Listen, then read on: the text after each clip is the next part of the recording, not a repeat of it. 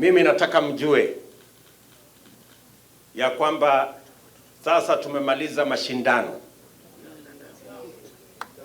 Ma-MCA wamechaguliwa, wabunge wamechaguliwa, magavana wamechaguliwa, maseneta wamechaguliwa, hasla huyu amechaguliwa kama rais wa Kenya.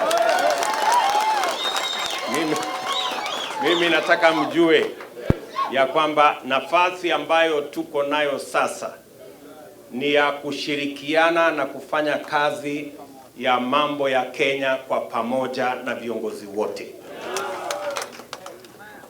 And therefore you have my commitment that I am going to work with all the leaders that you have elected so that we can tackle the issues that affect the citizens of our republic, the young people of Kenya, the women, and every sector, our farmers, our business people, our investors.